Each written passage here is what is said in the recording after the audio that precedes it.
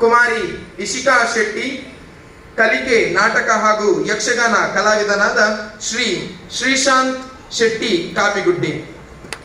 ಇವರೆಲ್ಲರೂ ಇಂದಿನ ಉರ್ವ ಅಂಬು ಪ್ರತಿಭಾ ಪುರಸ್ಕಾರ ಪಡೆಯಲಿರುವ ಕಿರಿಯ ಕಲಾವಿದರು.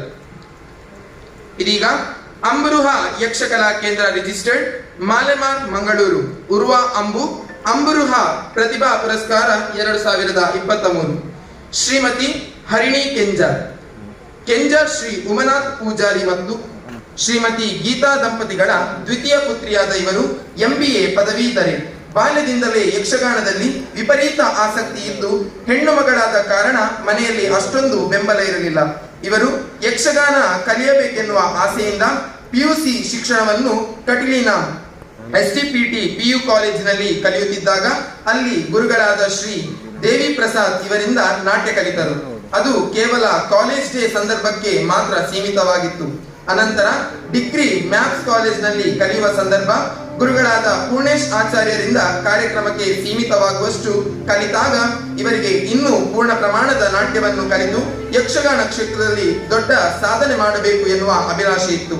ಆ ಸಂದರ್ಭದಲ್ಲಿ ಗುರುಗಳಾದ ಮರಕಡ ಲಕ್ಷ್ಮಣ್ ಕುಮಾರ್ ಇವರು ಶುಭವರ್ಣ ಯಕ್ಷ ಸಂಪದ ಎನ್ನುವ ಸಂಸ್ಥೆ ಆರಂಭಿಸಿದರು.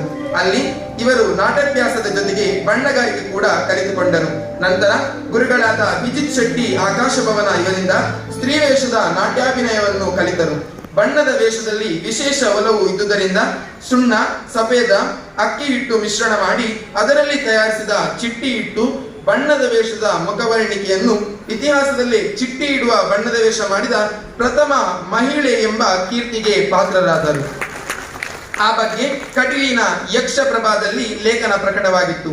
ಚಿಟ್ಟಿಯ ಬೆಡಗಿ ಹರಿಣಿ ಎಂದು. ಅನೇಕ ತಾಳಮದ್ದಳೆಗಳಲ್ಲೂ ಭಾಗವಹಿಸಿರುತ್ತಾರೆ. ಸೀತೆ, ಸರಸ್ವತಿ, ಶ್ರೀದೇವಿ, ಶಾಂಭವಿ, ಭಗವತಿ, ರಾಮ, ಕೃಷ್ಣ, ಬಲರಾಮ, ರಕ್ತಬೀಜ, ಯಮಧರ್ಮ, ಚಂದುಗಿಡಿ, ಅಕ್ರೂರ, ವಾಸುದೇವ, ಕಾಳಿಂಗ, ಅರ್ಜುನ ಹೀಗೆ ಹಲವು ರೀತಿಯ ವೇಷಗಳನ್ನು ಸಮರ್ಥವಾಗಿ ನಿರ್ವಹಿಸಿರುತ್ತಾರೆ. ಅಷ್ಟೇ ಅಲ್ಲದೆ ನಾಟಕ, ಕಿರುತೆರೆ, ಧಾರಾವಾಹಿ, ಚಲನಚಿತ್ರ, ಕಿರುಚಿತ್ರಗಳಲ್ಲೂ ಅಭಿನಯಿಸಿರುತ್ತಾರೆ. ನಾಟಕ ಮಂಡಲದಲ್ಲಿ ಪ್ರಧಾನ ಪಾತ್ರ ಮಾಡಿದ್ದಾರೆ.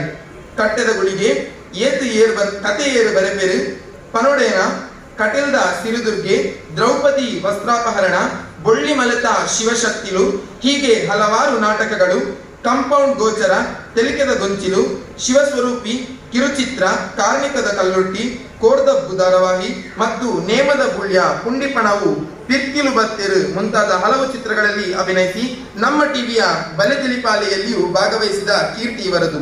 ತಮ್ಮ ಸಾಧನೆಗೆ ದೇವರು ಅನುಗ್ರಹ ಹಾಗೂ ಗುರು ಹಿರಿಯರ ಆಶೀರ್ವಾದ ಸದಾ ಇರಲಿ ಎಂದು ತಮ್ಮ ಮುಂದಿನ ಜೀವನ ಉಜ್ವಲವಾಗಿರಲೆಂದು ಎಲ್ಲರೂ ಆಶಿಸುತ್ತಿದ್ದೇವೆ. ಮುಂದಕ್ಕೆ ಅಂಬುರುಹ ಯಕ್ಷಕಲಾ